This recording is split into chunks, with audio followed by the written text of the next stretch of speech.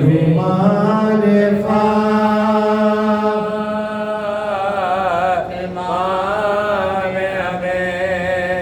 عباس لینے آئے تھے جو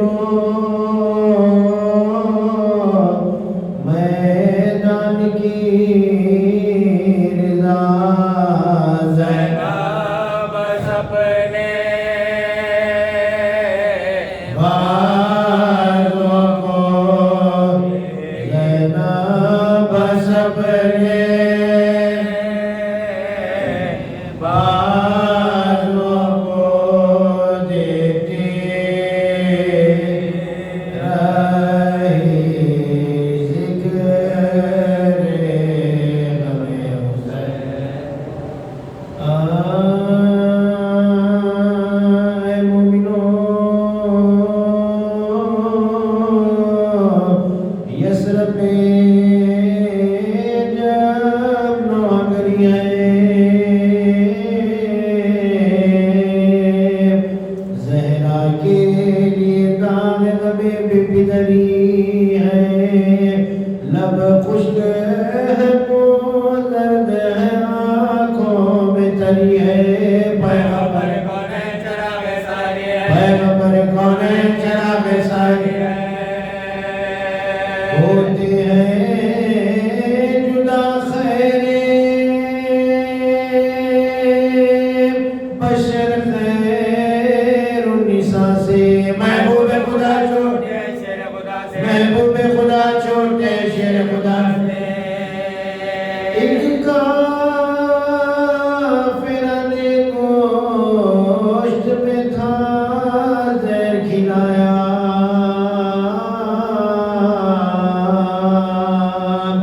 اس زہر نے آخری اثر اپنا دکھایا مولا کو سرے بستر آزار گرایا اس سے میں حسن کے وہی زہر ستم آیا اس سے میں حسن کے وہی زہر ستم آیا کمزور کیا تب نے رسول عربی کو طاقت نہیں بیٹھنے اٹھنے کی نبی کو طاقت نہیں بیٹھنے اٹھنے کی نبی کو ہے آخری سے وقت میرا وار و نصیحت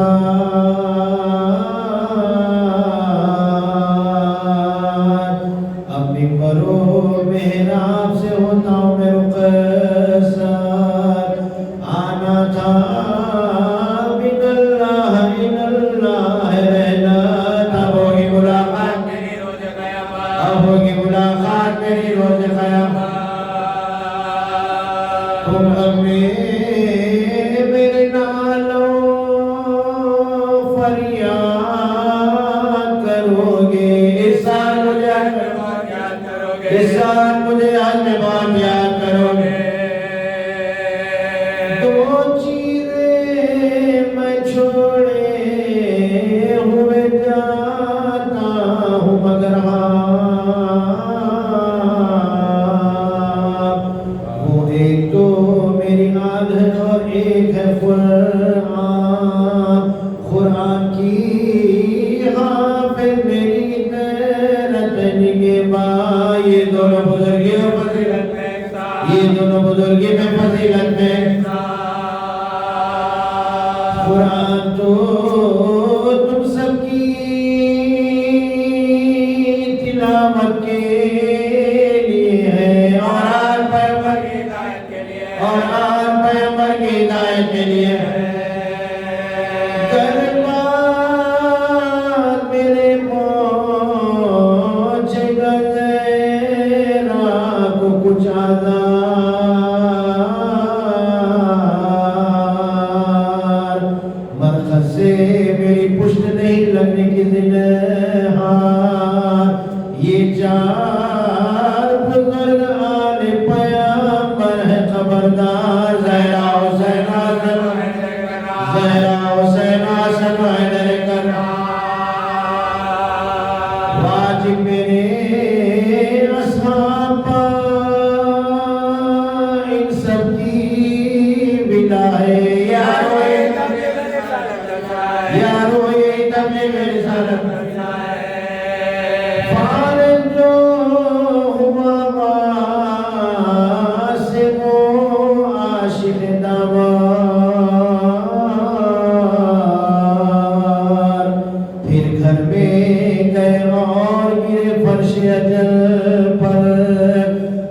جو سے تشریف نہ پھر لے گئے باہر بس قبر میں جانے کو بس قبر میں جانے کو حیرانوں پریشانوں دل افسردہ تھی زہرا بابا بھی جیتا تھا مگر مردہ بھی پر احمد مختار تھے جب ہوش میں آتے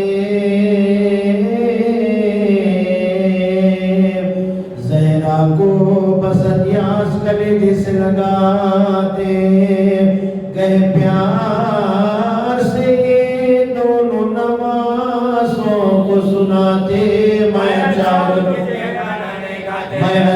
تم کس لیے کھانا نہیں کھاتے وہ کہتے تھے کیا تمنائے غذا ہو اللہ کرے جل گئے اللہ کرے جل گئے شہد جس سے ہاتھ نہ ہو کھانا تو کھا لو نانا کے نواسو دل مستق سنبھالو چلاتی تھی زہرا کے نئے ذکر نکالو بابا میرے فرزندوں کو دولہا تو بنا دو ارمان تھا تم کو تو نواسوں کی دلہن کا کیا پیار نہ دیکھو گے حسین اور حسن کا کیا پیار نہ دیکھو گے حسین اور حسن کا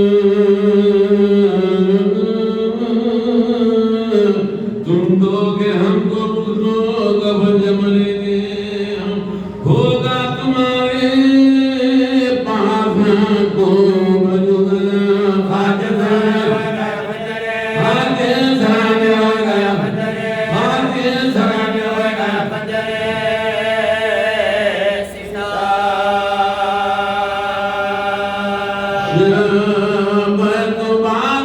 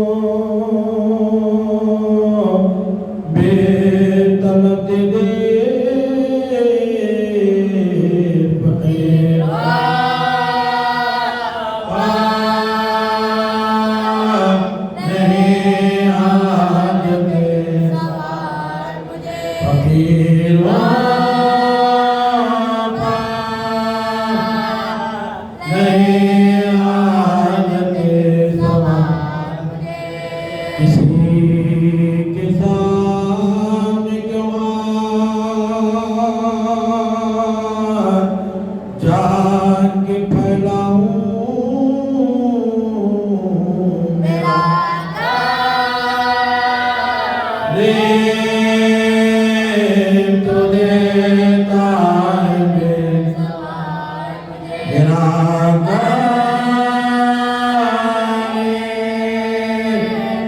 تو دیتا ہے بے تیری مدد کا فقط یاری بھروسہ ہے کسی یار نہیں مانتے کسی کی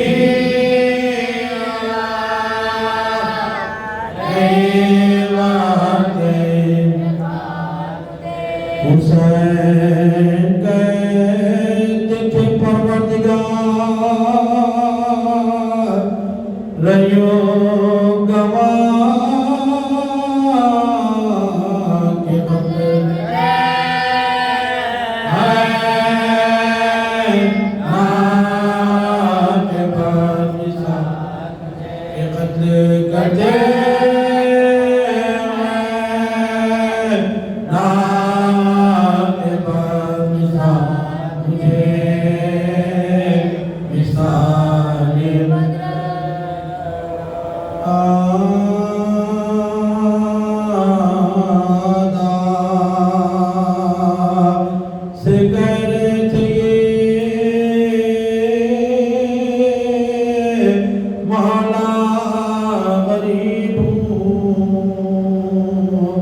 اللہ کے حبیب کا یار حبیب ایک دم نکلتا ہے اب قریب دم میں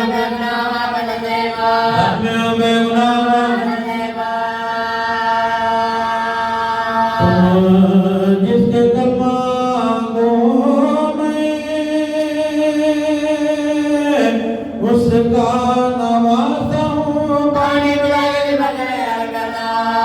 پلا کے بنا کرے کہتے تھے یہ حسین کے ایک گلا ہوا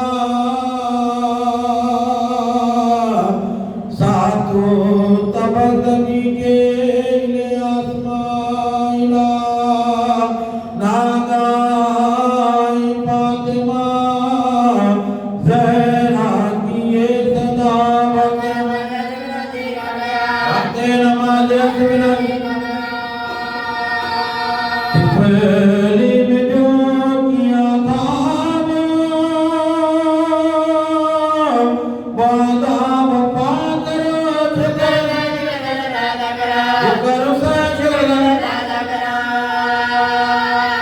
جدم سنی حسینی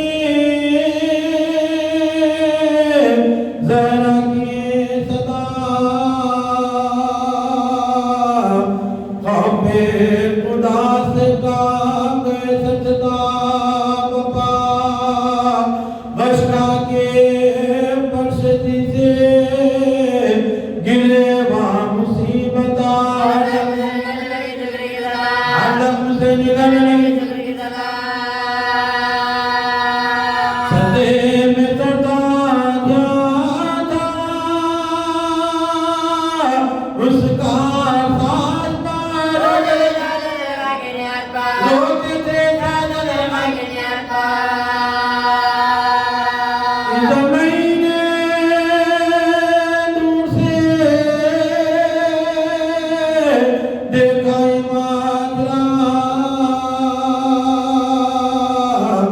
شمرے نہیں کو پاس لا کرتا کہاں صفت رسول کا بے ہوش ہے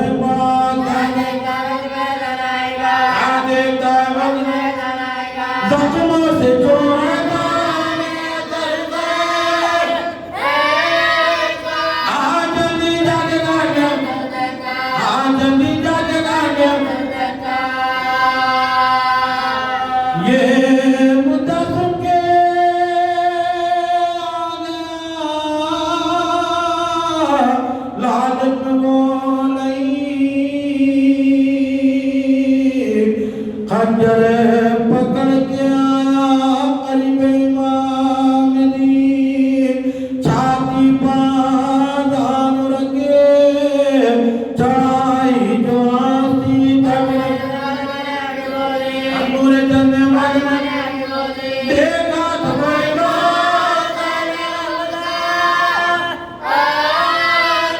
انجر گلے بسیر مغائی انجر گلے بسیر مغائی فرمایا سینے کانے تو اتدان سے کیوں میرے زخم سینے پا کروا سوار خنجر میرے گلے پر جو رکھتا ہے بابا سنجھے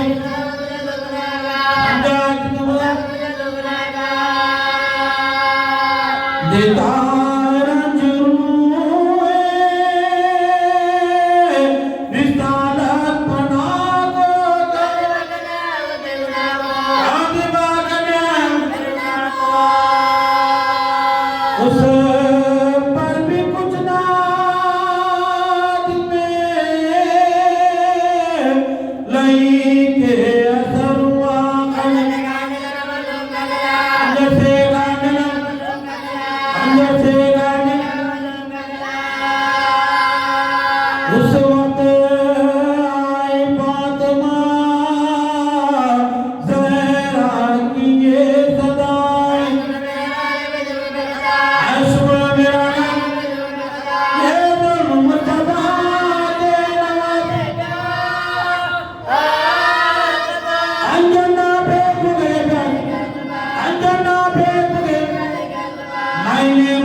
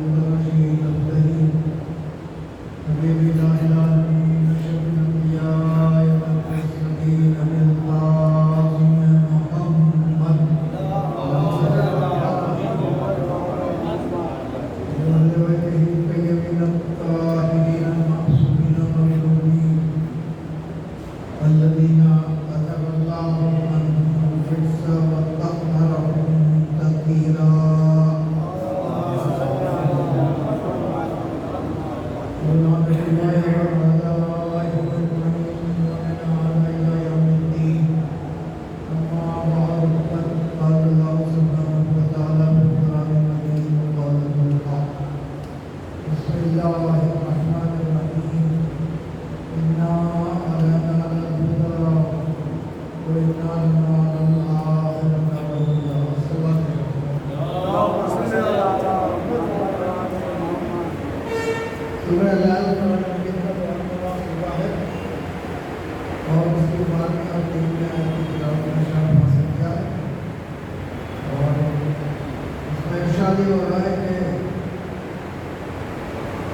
ہدایت کی ذمہ داری ہم پر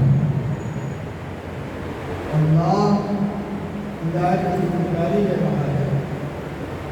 ارشاد فرمایا کہ دنیا اور آخرت کا اختیار بھی ہمارے ہی تھا. اس سلسلے میں میں آپ کی خدمت میں عرض کیا تھا کہ یہ آیت جو نظریے جو قائم کیے گئے بعد رسول ان نظریوں کی عبادت ایک نظریہ مشاعرہ کا نظریہ وہ نظریہ یہ کہ نظریہ جب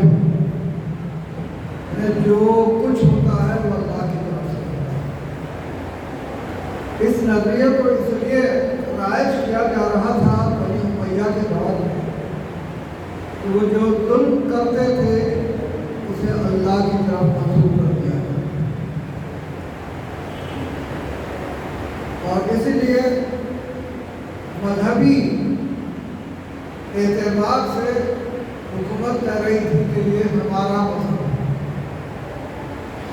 حکومتی مذہب قرار پایا مذہب اشاعرہ جو جبر کے قائل تھے، اور دوسرا نظریہ یہ تھا کہ انسان کو پروردگار عالم کا سارا اختیار دے دیا ہے، خاص کر دیا، اب اس کے پاس کوئی ذمہ داری نہیں، انسان جو چاہے کرتا۔ یہ نظریہ بھی معتزلہ کا نظریہ، اور یہ دونوں نظریوں کی رد پروردگار عالم پہلے آیت میں ارشاد فرما رہا ہے کہ ہدایت کی ذمہ داری ہم پر ہے۔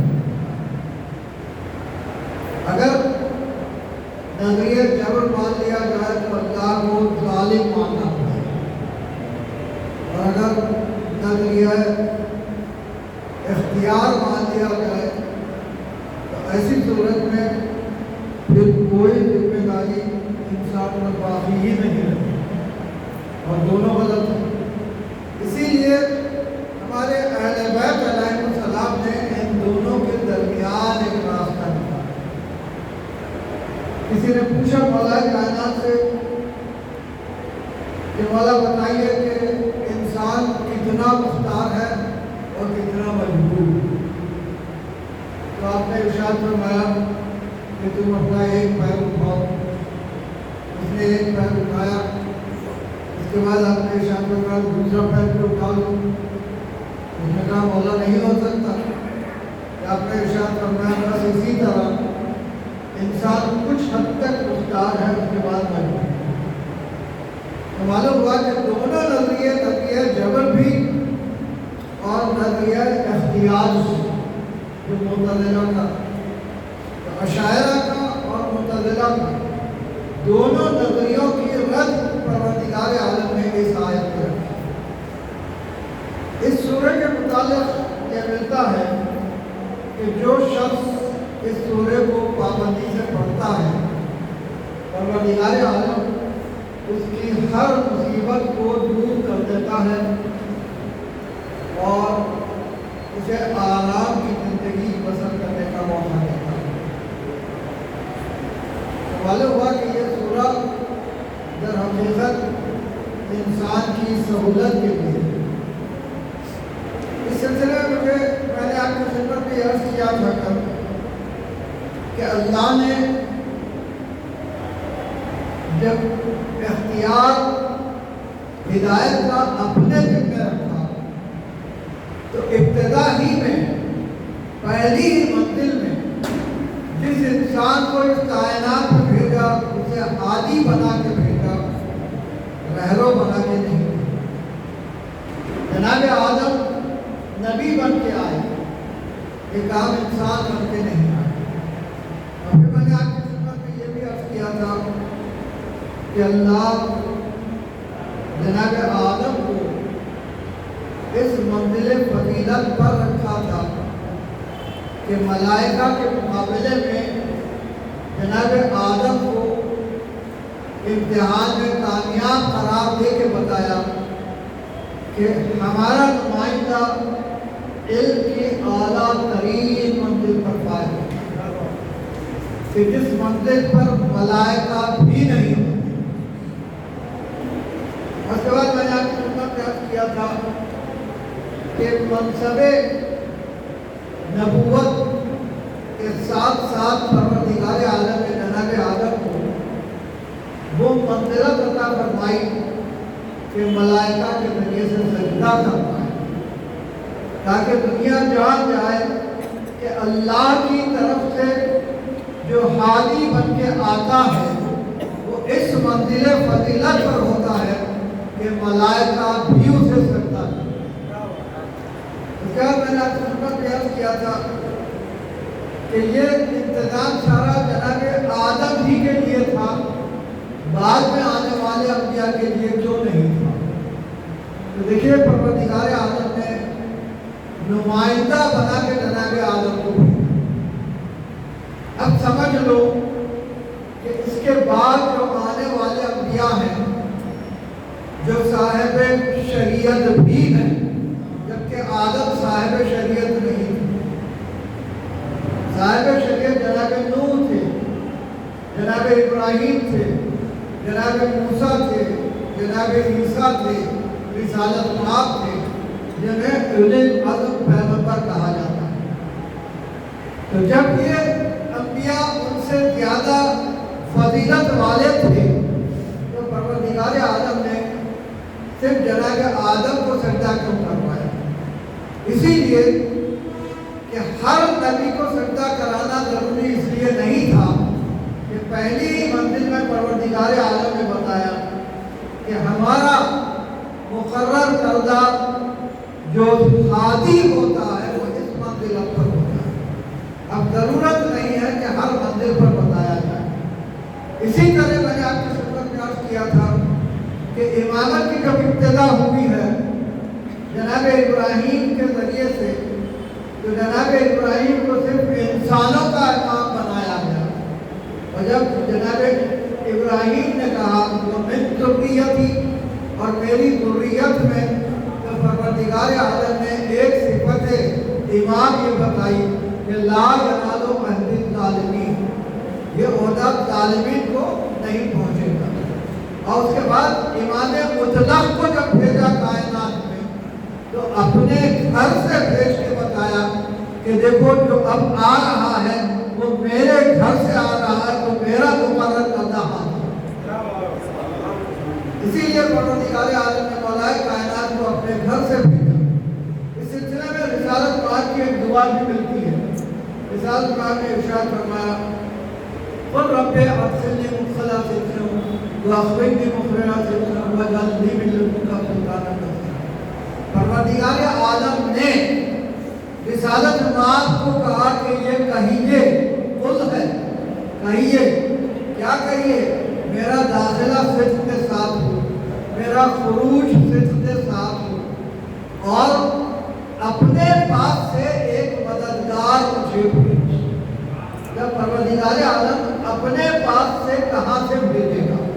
اسی لیے تو پروردگار عالم نے ابراہیم سے بیت اللہ بنوایا، اور اس کے بعد ابراہیم سے ارشاد فرماتا ہے تحرا بیتیا للطائفین والقائمین والرکع السجود۔ یہ سورہ حج کی آیت ہے جس میں پروردگار عالم جناب ابراہیم سے ارشاد فرما رہا ہے کہ میرے گھر کو پاک رکھو، کس کے لیے؟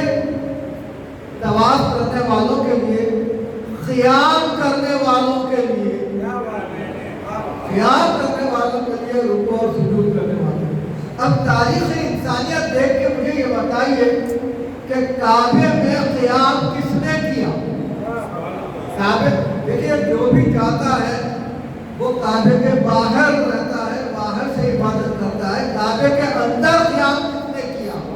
یہ صرف جناب فاطمہ بنت اسد تھی جو 3 دن تک کعبے میں قیام فرما رہی تھی۔ اب پروردگار عالم نے ابراہیم کو حکم دیا کہ جناب فاطمہ بنت اسد کے لیے گھر کو پاک رکھو۔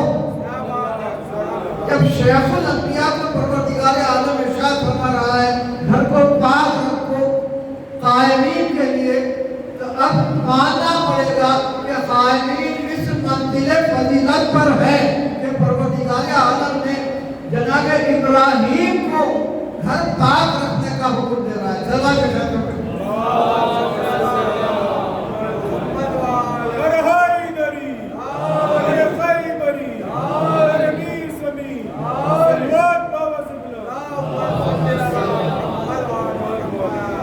کل میں نے آپ کی خدمت میں یہ بھی عرض کیا تھا کہ جناب آدم کو جب سجدہ کروایا ہے تو اس وقت کروایا جب جناب آدم میں روح پھونکی گئی، فَإِذَا سَوَّيْتُكُمْ کے ساتھ انوار آئمہ کو رکھا گیا جناب آدم میں۔ اس کے بعد جب روح پھونکی گئی تو قابل سجدہ بنا. اسی طرح کعبہ بھی قابل سجدہ اس وقت بنا جب روح کعبہ مولا کائنات علی ابن ابی طالب علیہ السلام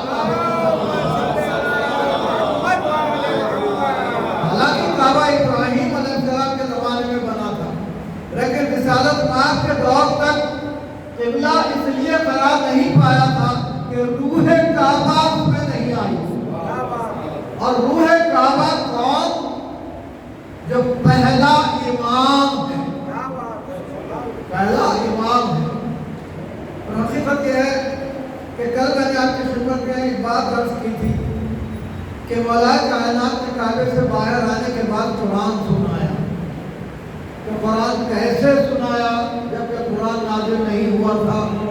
یہ لوگ سوال بھی کرتے ہیں اور اس کا جواب بھی یہ ہے کہ پروردگار عالم نے قرآن مجید میں ارشاد فرمایا الرحمن علم القرآن خلق الانسان علمہ البیان. رحمان وہ ہے جس نے قرآن کی تعلیم دی، پھر خلق کیا، پھر علم بیان کیا. کل میں نے وعدہ کیا تھا آپ کی خدمت میں کہ یہ عرض کروں گا کہ قرآن نازل بنے گا. قرآن نازل کہا جاتا ہے لیکن قرآن نازل بنے گا جو اس کائنات میں آتے ہی قرآن سنا رہے ہیں. پروردگار عالم کا یہ ارشاد فرمانا الرحمن علم القرآن یہ تو وعدہ کر دیتا ہے کہ اللہ نے قرآن کی تعلیم دی اور پھر بھیجا اس کائنات. لیکن تعلیم کیسے دی، کب دی، یہ قابل غور ہے. تعلیم دینے کا طریقہ اس کائنات میں اور ہے. ہماری تعلیم کا طریقہ یہ ہے کہ استاد کے سامنے داموں اب طے کیا جاتا ہے اور سامنے کتاب رکھی جاتی ہے اور پڑھا جاتا ہے. کیا اللہ نے بھی ان کو تعلیم قرآن ایسے ہی دی؟ اگر ایسے دی تو وہ اللہ نہیں رہتا، اس لیے کہ اللہ کو اگر آپ ایک جگہ پر بٹھا دیں تو وہ اللہ نہیں رہتا. تو پھر انہیں قرآن کی تعلیم کب دی گئی؟ اس سلسلے میں مجھے آپ کی خدمت میں یاد کرنا ہے کہ رسالت پاک کی حدیث ہے. پروردگار عالم ارشاد فرما رہا ہے کنت کنزا مخفیا فاحببت ان اعرف فخلقت الخلق لکی اعرف. میں چھپا ہوا خزانہ تھا، چاہا کہ پہچانا جاؤں، لہذا میں نے ایک مخلوق کو خلق کیا تاکہ میری معرفت. اب سوال یہ پیدا ہوتا ہے کہ اللہ کس منزلت پر معرفت چاہتا ہے؟ دیکھیے اللہ کے ذات کی معرفت تو ممکن ہی نہیں ہے، اس لیے کہ نہ نظر آتا ہے، وہ نہ لیسا کمثلہ شیء کسی شے کی طرح بھی نہیں ہے، تو اس کے ذات کی معرفت تو ممکن نہیں.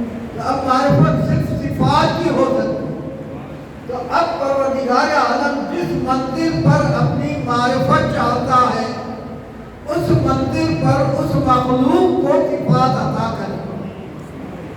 چنانچہ رسالت پاک ارشاد فرماتے ہیں اول ما خلق اللہ نور، سب سے پہلے میرا نور خلق کیا گیا. یہ نور خلق کیسے ہوا؟ اول ہے. کسی نے پوچھا ہمارے چھٹے امام علیہ السلام سے،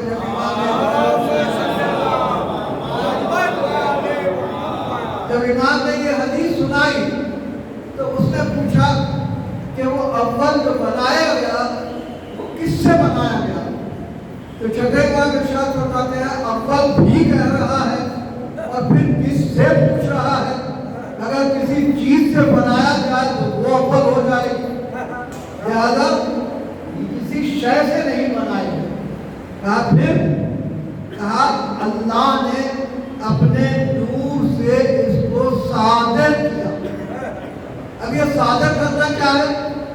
جیسے مثال کے طور پر ایک چراغ جلایا جائے، اس سے جو روشنی نکلتی ہے یہ صادر ہونا ہے اس سے، لیکن اس چراغ میں کوئی کمی نہیں ہوتی روشنی نکلنے کے باوجود. اسی طرح سورج سے اگر کرنیں آ رہی ہیں تو سورج میں کوئی کمی نہیں اگر خوشبو آ رہی ہے تو پھول میں کوئی کمی نہیں ہوتی. تو معلوم ہوا کہ صادر ہونا اس طرح ہوتا ہے کہ ذات الہی پہ کوئی فرق نہیں پڑتا، اس لیے کہ وہاں قدرت کاملہ ہے. لہذا پروردگار عالم جب قبض کر رہا ہے یا صادر کر رہا ہے تو اس نور سے صادر کر رہا ہے جس نور سے پروردگار عالم بنا ہوا. اور دے رہا ہے کیا؟ وہ سارے صفات جو پروردگار عالم کے پاس ہیں. یہی تو دو چیزیں ہیں، نور اور صفات. اللہ نے جب قبض کیا ہے، صادر کیا ہے، تو وہ نور اور وہ صفات یہ سارے اس اول نور میں رکھ دیے. اب اس کے بعد آپ ارشاد فرماتے ہیں کہ اس نور کو پروردگار عالم نے 12 حجابوں سے اتارا. یہ حجاب کیا تھے؟ یہ حجاب بھی صفات پروردگار عالم تھی، اور جس حجاب سے یہ نور گزرا ہے وہ سارے صفات جذب کرتا ہوا چلا گیا. پہلی ہی منزل میں جب پروردگار عالم نے اس نور کو اپنے صفات عطا کرنے شروع کیے تو چونکہ اللہ چاہتا تھا کہ کما حقہم معرفت ہو میری، لہذا سارے صفات عطا کیے.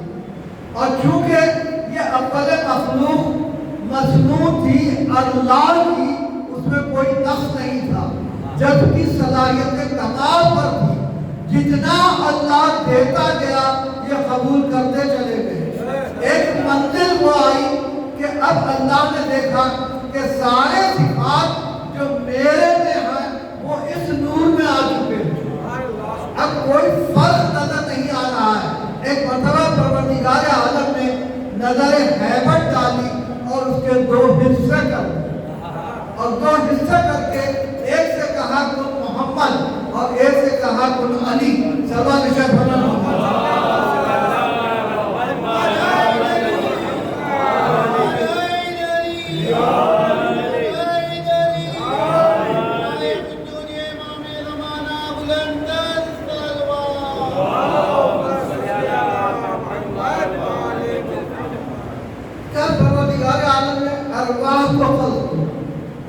اب رسالت پاک کی حدیث ملتی ہے، خلق اللہ ارواحنا، پروردگار عالم نے ہمارے ارواح کو خلق کیا. روح نہیں کر رہے ہیں، ارواح جمع کا صیغہ. معلوم ہوا ایک نبی اپنی بات نہیں کر رہے ہیں، 12 اماموں اور شہزادی کونین کے نور کی بھی بات ہو رہی ہے.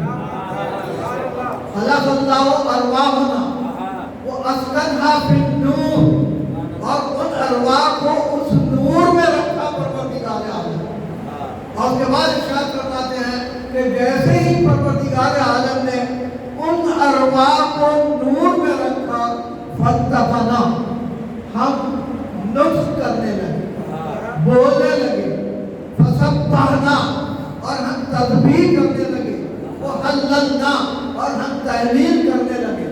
معلوم ہوا کہ جیسے ہی روح اس نور میں آئی فوراً نطق شروع ہو گیا، گفتگو شروع ہو گئی. اب یہ گفتگو کیا تھی؟ یہ گفتگو وہی تھی جو پروردگار عالم چاہتا تھا. کلام اللہ یعنی قرآن کی زبان سے جاری ہو رہا تھا. تو معلوم ہوا کہ پہلی ہی منزل پر یہ قرآن ناطق تھے. سمجھ میں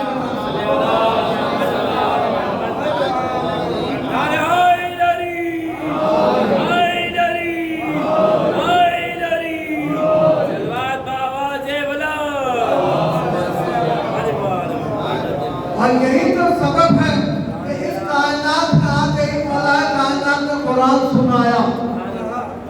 قرآن نے تصدیق کر دی، الرحمن علم القرآن خلق الانسان علمہ البیان. رحمان وہ ہے. دیکھیے اللہ کی رحمت کے 2 جنبے ہیں. ایک جنبہ جو ساری کائنات کے لیے رحمت ہے، اور اس رحمت کے لحاظ سے اس کا نام رحمان ہے. اور ایک جنبہ رحمت وہ ہے جو مومنین کے لیے آخرت میں ہے، اور اس کے لیے اس کا نام ہے رحیم.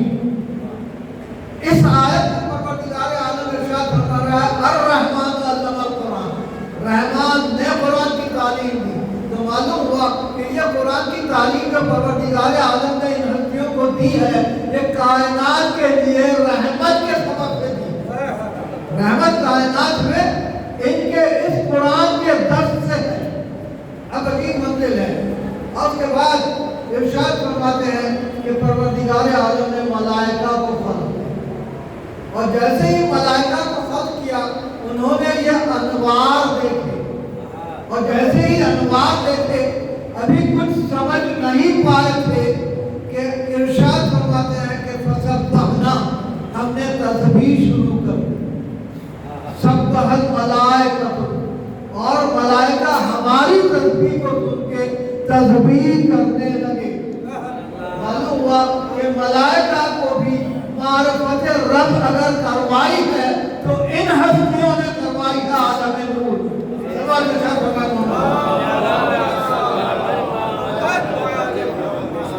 اب اس کے بعد ایک روایت یہ ملتی ہے کہ پروردگار عالم نے آواز بلند کی، الست بربکم، کیا میں تمہارا رب نہیں؟ اب روایت یہ کہتی ہے کہ نور محمد صلی اللہ علیہ وسلم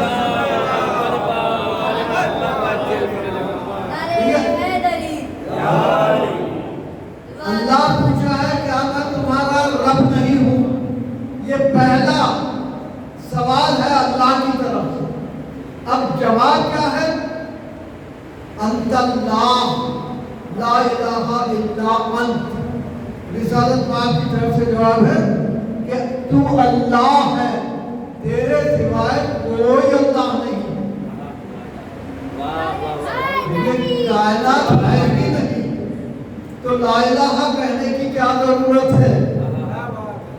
جب کچھ ہے ہی نہیں ابھی تو پھر لا الہ کہنے کی کیا ضرورت ہے؟ اور اللہ انت اللہ تو اللہ ہے، معلوم ہوا نام اللہ رسالت مآب نے سب سے پہلے اپنی زبان پر ڈالی۔ یعنی اللہ کا نام بھی رسالت مآب کی زبان سے جاری ہوا۔ اور اس کے بعد جب ارشاد فرما رہے ہیں لا الہ کوئی اللہ نہیں ہے تو اپنے 14 کی الہیت کا انکار کر رہے ہیں۔ یہ منزل معرفت رب ہے۔ دیکھیے ساری کائنات معرفت رب حاصل کرتی ہے وسیلے سے، یا تو کوئی ہمیں درس دیتا ہے یا ہم کسی کائنات کی شے کو دیکھ کے یہ سمجھتے ہیں کہ یہ اتنی بہتر چیز ہے تو خالق کیسا ہوگا۔ مثال کے طور پر سورج کو آپ دیکھتے ہیں تو ابتدائے کائنات سے قیامت تک اس کے نہ کوئی روشنی میں کمی ہوتی ہے، نہ اس کی انرجی میں کمی ہوتی ہے، اور نہ اس کے معمول میں کوئی کمی ہوتی ہے۔ وقت پر نکلتا ہے، وقت پر ڈوبتا ہے۔ تو اتنا پرفیکٹ جو بنانے والا ہے وہ کتنا پرفیکٹ ہوگا۔ تو ہم کسی شے کے ذریعے سے اللہ کو پہچانتے ہیں، لیکن یہ لوگ جب وجود میں آئے ہیں کوئی شے ہے ہی نہیں کہ جس کے ذریعے سے معرفت ہو۔ لہذا مولا کائنات ارشاد فرماتے ہیں یا من دل علیہ ذاتہ بذاتہ، اے وہ جو اپنی ذات پر دلیل اپنی ذات سے دے رہا ہے۔ یہی ہستیاں ہیں جو یہ کہہ سکتے ہیں کہ اے وہ جو اپنی ذات پر دلیل اپنی ذات سے دے رہا ہے۔ اور چوتھے امام علیہ السلام ارشاد فرماتے ہیں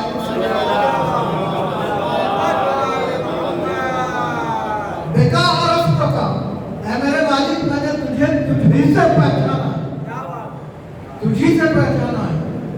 عجیب منزل ہے اور انہی کو حق ہے کہ معرفت رب کروائے۔ اسی لیے تو ایک مرتبہ پروردگار عالم کا خطاب ہوتا ہے جبریل سے، من انا و من انت، میں کون ہوں اور تو کون ہے۔ جبریل پریشان ہے، نہ اسے اپنا نام معلوم نہ اللہ کا نام معلوم، حیران و پریشان ہے کہ کیا جواب دیا جائے۔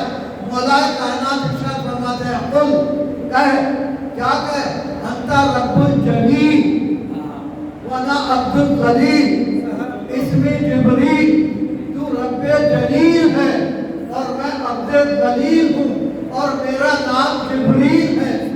آواز نشان فرمان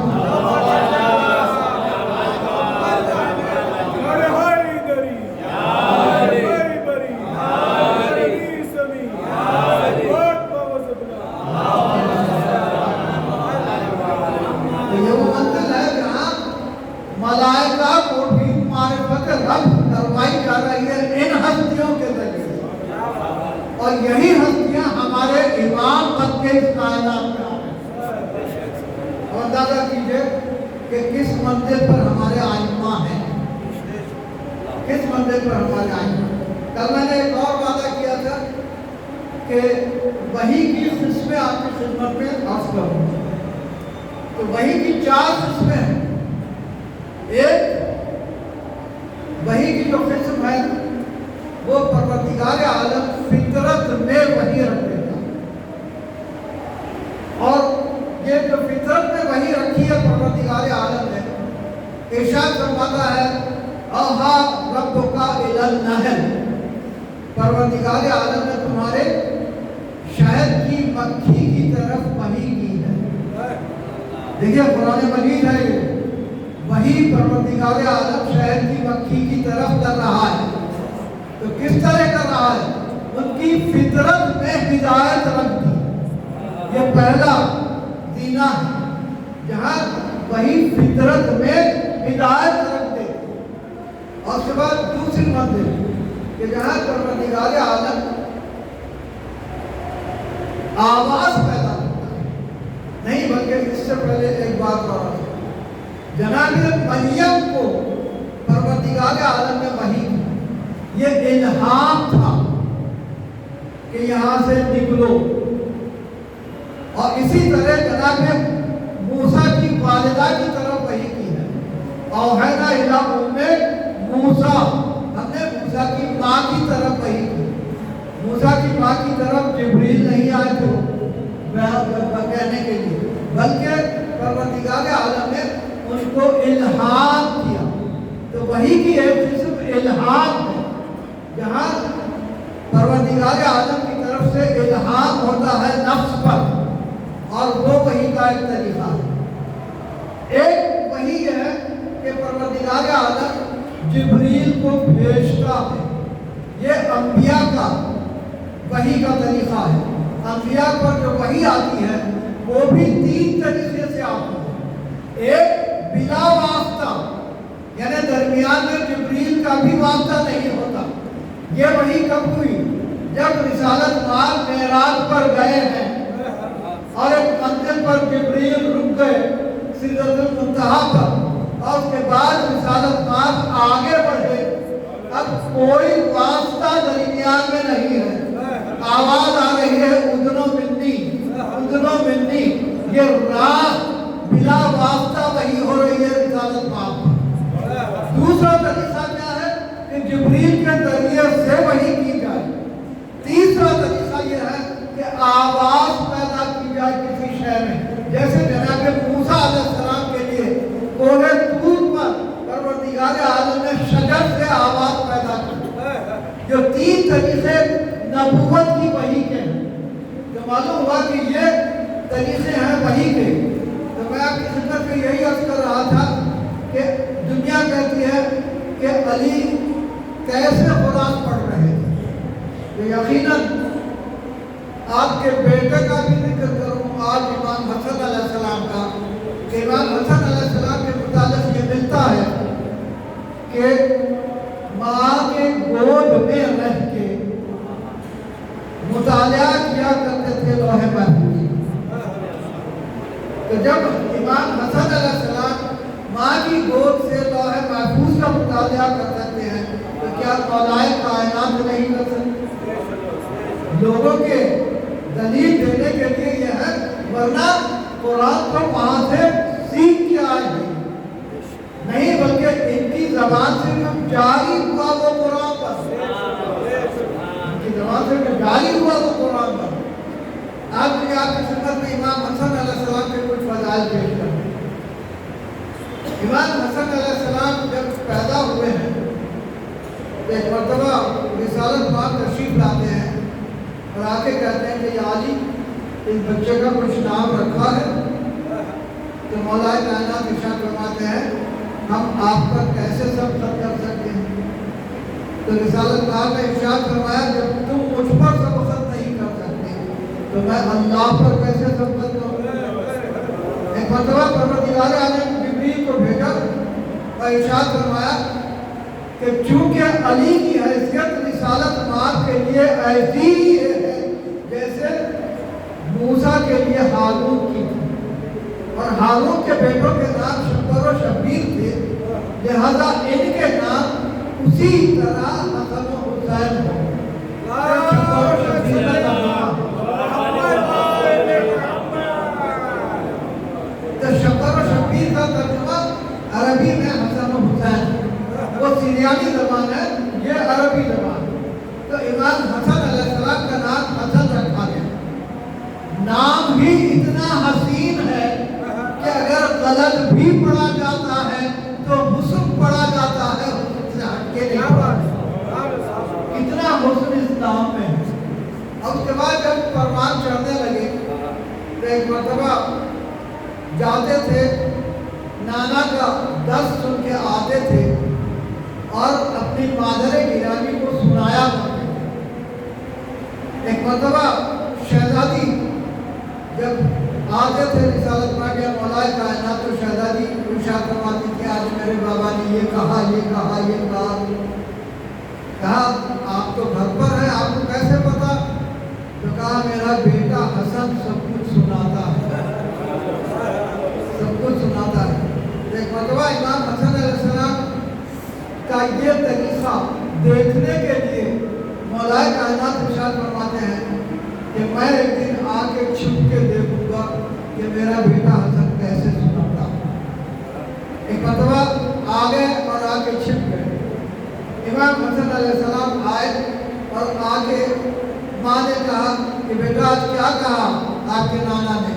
تو ارشاد فرماتے ہیں کہ ایسا محسوس ہوتا ہے کہ کوئی بزرگ میرا مجھے دیکھ رہا ہے۔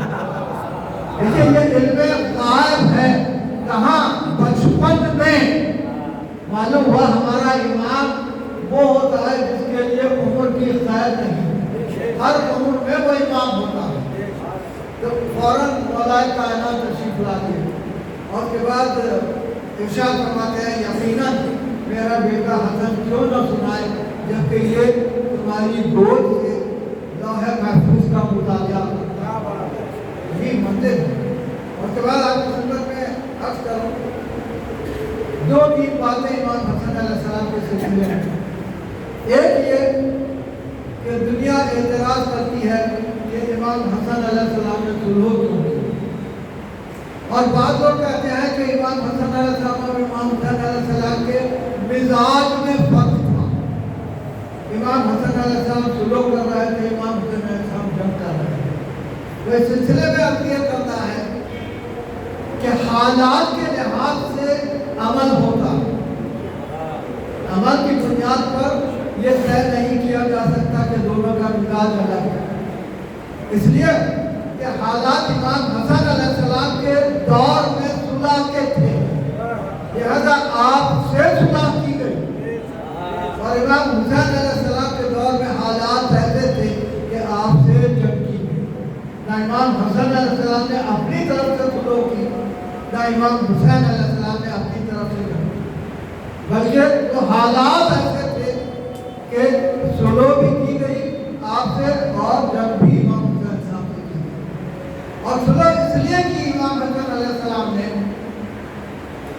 کہ تحریری مجرم بنا دینا چاہتے تھے معاویہ، اسی لیے صلح نامے میں جو شرائط آپ نے رکھی وہ شرائط یہ تھی، پہلی شرط یہ تھی کہ معاویہ قرآن اور سنت رسول پر عمل کرے۔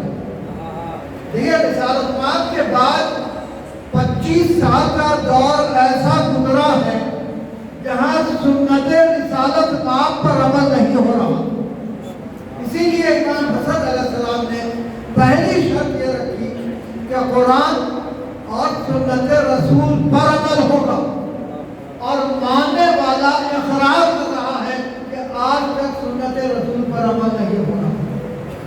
ورنہ اگر ایسا نہ ہوتا تو وہ یقیناً یہ کہتا کہ عمل تو ہو رہا ہے، پھر آپ یہ شرط کیوں رکھ رہے ہیں؟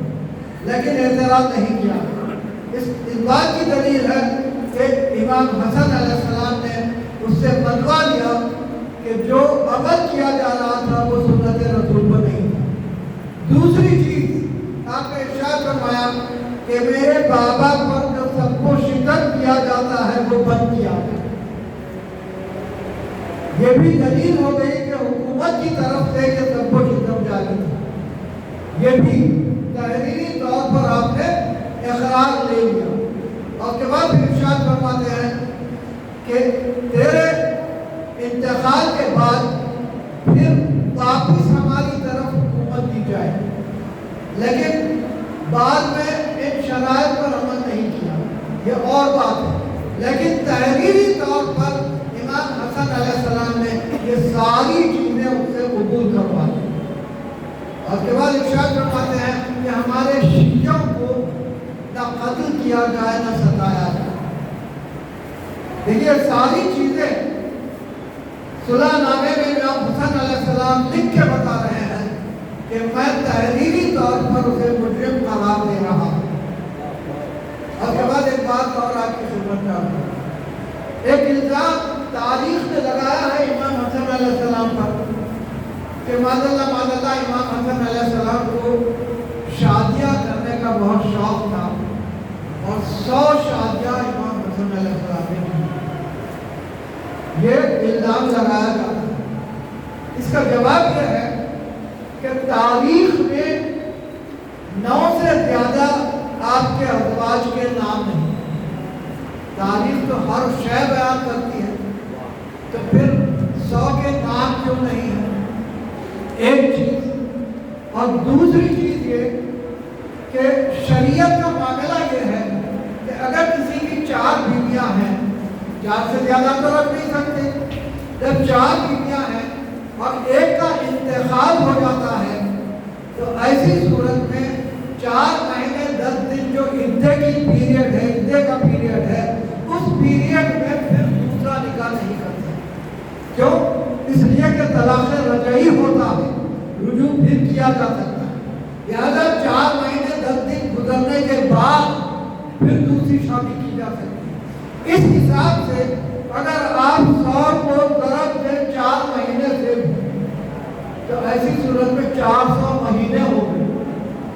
400 مہینے کی مدت کتنی ہو گئی؟ لہذا یہ امکان ہی نہیں ہے کہ امام حسن علیہ السلام اتنے نکاح کریں۔ یہ بالکل الزام ہے امام حسن علیہ السلام کو بدنام کرنے کے۔ سخاوت امام حسن علیہ السلام کا یہ عالم ہے اور ایثار کا یہ عالم ہے کہ ایک شخص آتا ہے شام سے، کیونکہ شام میں پروپیگنڈا خلاف ہوتا تھا بہت، آ کے برا بھلا کہنے لگتا ہے۔ امام حسن علیہ السلام صبر و دم سے سب کچھ سنتے ہیں۔ جب سب کچھ کہہ چکا تو اس کے بعد آپ ارشاد فرماتے ہیں ایسا معلوم ہوتا ہے کہ تم مسافر ہو، اور اگر تجھے رہنے کے لیے کوئی جگہ نہیں ہے تو میں جگہ فراہم کرتا ہوں، کھانے کے لیے اگر نہیں ہے تو میں کھانا فراہم کرتا ہوں، اگر لباس کی ضرورت ہے لباس دیتا ہوں۔ جب آپ نے یہ ارشاد فرمایا تو ایک مرتبہ وہ حیران ہو گیا کہ میں برا بھلا کہہ رہا تھا اور یہ اس طرح مجھ پر مہربانی کرنا چاہتے ہیں۔ فوراً کہتا ہے کہ میں نے حقیقتاً آپ کو پہچانا نہیں، اور وہ امام کا گرویدہ ہو جاتا ہے۔ معلوم ہوا کہ یہ کردار ہے جو ساری کائنات کو اپنی طرف راغب کر رہا ہے۔ ایک اور واقعہ میں آپ کی خدمت کرتا ہوں کہ جب معاویہ اپنے بیٹے کے لیے لوگوں سے بیعت لے رہا تھا تو مدینے آتا ہے اور مدینے آ کے اعلان کرتا ہے کہ لوگ آئیں اور مجھے سلام کریں، اور جو آ کے سلام کرے گا اسے انعام دیا جائے۔ لوگ آتے گئے، سلام کرتے گئے، انہیں انعام دیتا رہا، لوگ انعام لیتے رہے، جاتے رہے، اور اس کے بعد کہا کہ ابھی تک امام حسن علیہ السلام نہیں آئے۔ पैगाम भेजता है कि मैं आपका मुंतज़िर हूँ। जब इसने पैगाम भेजा तो इमाम हसन अलैहिस्सलाम तशरीफ लाए। एक मरतबा तशरीफ लाए तो कहने लगा कि आप इसलिए ताख़ीर से आए हैं ताकि मेरा सारा माल ख़त्म हो जाए और मुझे शर्मिंदगी हो कि मैं आपको कुछ न दे सकूं। लेकिन हकीकत यह है कि मैंने आपके लिए इतना ही माल रखा है जितना सुबह से अब तक तकसीम हुआ। और उसके बाद अपने गुलामों से कहता है कि सारा माल लाके जमा कर दिया। अब माल लाके जमा किया जाने लगा, एक ढेर लग गया, इतना ढेर लग गया कि उधर का आदमी इधर नजर नहीं आता। कहने लगा कि ये आपकी नजर। इमाम हसन अलैहिस्सलाम ने कबूल कर लिया। अब कबूल करने के बाद जब जाने लगे तो एक मरतबा माविया का गुलाम आगे बढ़ के आपकी जूती सीधी कर। जब जूती सीधी कर दिया तो आपने इरशाद फरमाया कि हम किसी से खिदमत मुफ्त में नहीं लेते, लिहाजा ये सारा माल ये तेरा है, तुझे।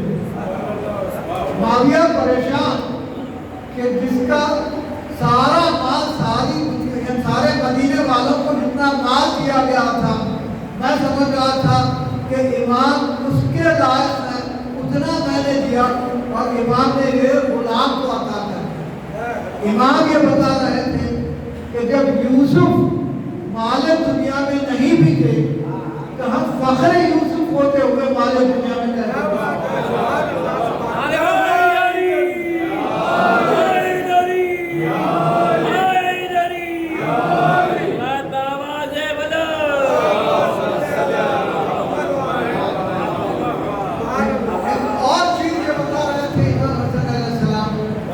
कि देखो माले दुनिया हमारी जूती में मिलती है, माले दुनिया की कोई हैसियत हमारी नहीं।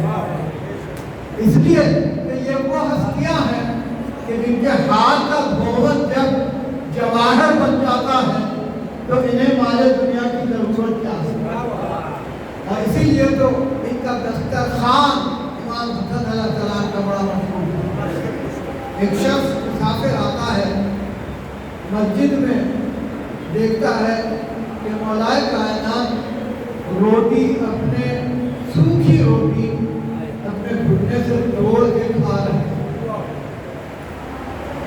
आता है और जब मौलाए कायनात को रोटी अता की, कहने लगा ये मुझसे खाई नहीं जाएगी, ये आप ही रखें। आपने इरशाद फरमाया कि बेहतर ये है कि तुम खुला मकाम पर जा, वहाँ दस्तरखान है, उस दस्तरखान पर तुम खाना खाओ। ये चला, वहाँ पहुँचा, दस्तरखान पर खाना खाने लगा और एक एक निवाला अपनी थैली में डालने लगा। एक खाता था, एक थैली में डालने लगा। एक मरतबा इमाम हसन अलैहिस्सलाम ने देखा, देख के इरशाद फरमाया कि क्या तुम ये अपने आइंदा के लिए लेकर रहा है, अपने औलाद के लिए ले जा रहा है, बीवी के लिए ले जा रहा है। कहने लगा नहीं, मैं तो मुसाफिर हूँ, मेरा कोई नहीं है। तो फिर आपने इरशाद फरमाया फिर ये क्यों एक एक निवाला इस तरह कर रहा है? तो उसने कहा मैंने एक गरीब मस्जिद में देखा कि जो सूखी रोटी अपने घुटने से तोड़ के खा रहा है, मैं उसके लिए ले जा रहा हूँ। इमाम हसन अलैहिस्सलाम ने इरशाद फरमाया कि वो मेरे बाबा खलीफा वक्त और वो यही का इस्तेमाल करते हैं। मौला काना से जब पूछा गया कि मौला आप इतनी ऐसी जगह क्यों इस्तेमाल करते हैं, तो इरशाद फरमाते हैं मैं नहीं चाहता कि मेरी रियाया में गरीब से गरीब आदमी जो खाता है उससे बेहतर मैं खाऊं। अजीब एहसास है, ये आइमा है हमारे।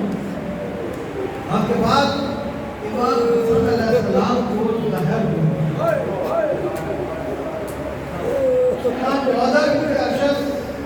जो आपकी बीवी थी, माविया ने उसे लालच दी कि अगर तू इमाम हसन अलैहिस्सलाम को जहर देती है तो 1 लाख दिरहम तुझे दिए जाएंगे और यजीद से तेरी शादी की।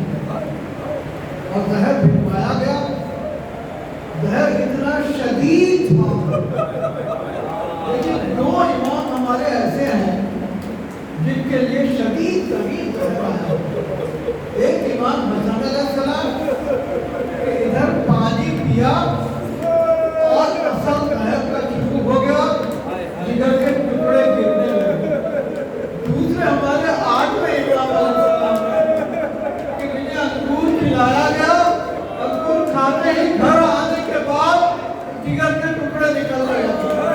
دو اماموں کو اتنا شدید زہر دیا گیا.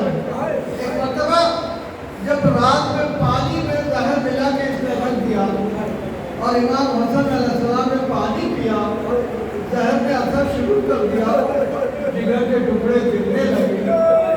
ایسے میں ایک مرتبہ امام ارشاد فرماتے ہیں ام فروا سے کہ قاسم کو بلاؤ تاکہ میں اپنے بھائی اور بہن کو بلواؤں.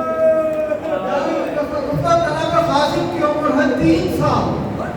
جناب ام فروا نے کہا کہ یہ چھوٹا سا بچہ قاسم جا کے کیا بتائے گا؟ تو امام ارشاد فرماتے ہیں کہ میں قاسم کو اس انداز میں بھیجوں گا کہ میرا بھائی اور بہن دیکھتے ہی سمجھ جائیں گے کہ مرتبہ جب قاسم کو بلایا گیا تو امام نے امامہ الگ کر دیا، آدمی چڑھا دیے، یہ دامن کو چاک کر دیا اور اس کے بعد اس انداز میں بھیجا جیسے یتیم ہوتے ہیں. ایک مرتبہ اس انداز میں جب قاسم پہنچے ہیں اور امام حسین علیہ السلام کے دروازے پر دستور باب کیا، تو امام حسین علیہ السلام نے جب دیکھا قاسم کو اس عالم میں، سمجھ گئے کہ میرا بھائی اب دنیا سے جانے والا ہے. وہاں سے پھر جناب زینب سلام اللہ علیہ کے دروازے پر گئے. وہاں جناب زینب سلام اللہ علیہ نے دیکھا کہ قاسم یتیم کی صورت میں آئے ہیں، سمجھ گئے کہ میرا بھائی دنیا سے جانے والا ہے. دونوں فوراً پہنچ گئے امام حسن علیہ السلام کے پاس. امام حسین علیہ السلام نے پوچھا کہ بھائی یہ کیسے ہوا؟ کہا کہ یہ پانی میں زہر ملا ہوا ہے. امام چاہتے تھے کہ خود بھی پی کے دیکھے.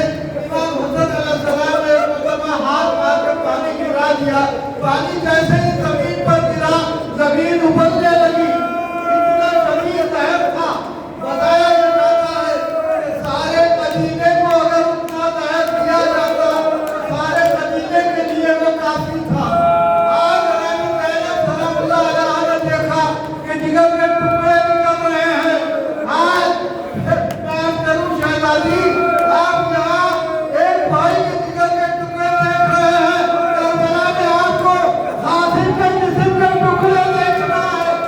اور اس کے بعد محمد عزیز بھائی کہ کہا اس دنیا سے امام حسن علیہ السلام تشریف لے گئے، جنازہ تیار کیا گیا.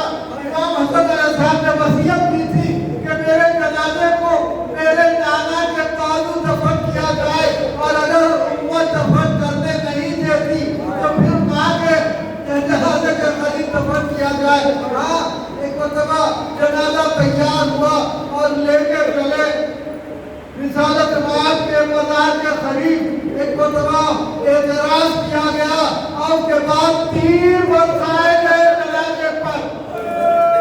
آیا جاتا ہے کہ 70 تیر جنازہ امام حسن علیہ السلام پر پڑے. یہ وہ پہلا جنازہ ہے جو گھر سے جانے کے بعد پھر گھر واپس آیا، اور واپس آنے کے بعد شہزادی زینب نے تیر نکالنے شروع کیے. اور چلو شہزادی یہاں کم از کم تیر نکالنے کا موقع مل رہا ہے، لیکن ہائے کربلا کے میدان میں حسین کا جنازہ تیروں پر معلق ہو گیا.